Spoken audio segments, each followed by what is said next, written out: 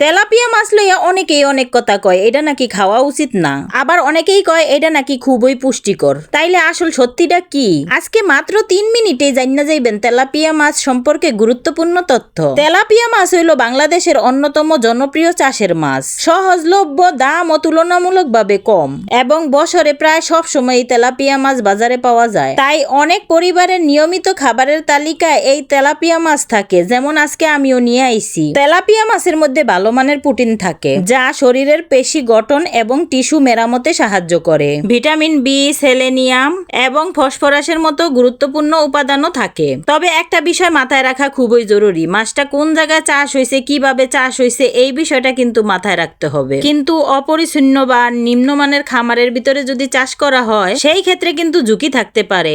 সব তেলাপিয়া মাছই যে খারাপ এরকম ধারণাও ঠিক না, তেমন উৎস না জেনে মাছ কিনাও ঠিক না। তবে সবচাইতে বেশি বিপদে পড়ে গেছি আমরা যারা শহরে থাকি, আমরা তো জানিই না এই মাছের উৎস কি। আমরা তো সরাসরি বাজার থেকে গিয়া কিন্না নিয়ে আসি। কোন খামারে কিভাবে চাষ করছে এগুলা তো আমরা ভালো করে জানিও না। এই ক্ষেত্রে আমরা শহরের মানুষ যারা আছি, আমরা তো একটু ঝুঁকিতে থাইকেই যাই।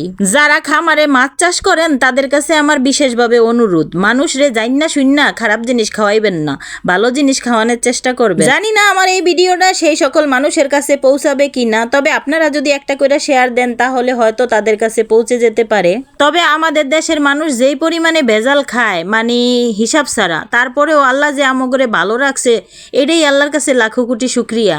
অপরিচ্ছন্ন নিম্নমানের খামারের মাছ না খাওয়াই ভালো। নিত্য প্রয়োজনীয় সবকিছুর যেই পরিমাণে দাম, পাঙ্গাস মাছ আর তেলাপিয়া মাছেরই একটু দাম কম। শুধু আমি না, আমার মতো এমন অনেক পরিবার আছে। দেখেন আজকে আমি দেখলাম এই যে আমার সাথে একসাথে একজনে 5 কেজি নিল, একজনে 7 কেজি নিল, একজনে 2 কেজি নিল।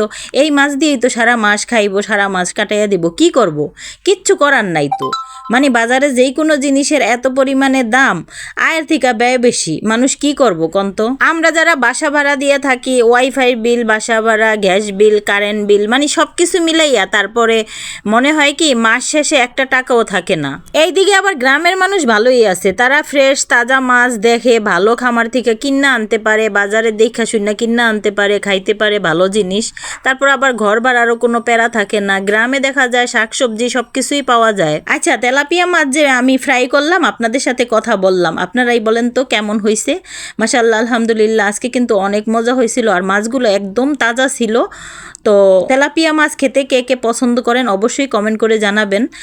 আমাদের তো মনে করেন মধ্য আয়ের মানুষ, প্রতিদিনই মাসে মনে হয় কয়েকদিনই খাওয়া হয়, কিচ্ছু করার নাই, খেতে তো হবেই। আসলে তাজা মাছগুলো খেতে কিন্তু খুবই সুস্বাদু হয়। আজকের মাছগুলোও সুস্বাদু হয়েছিল।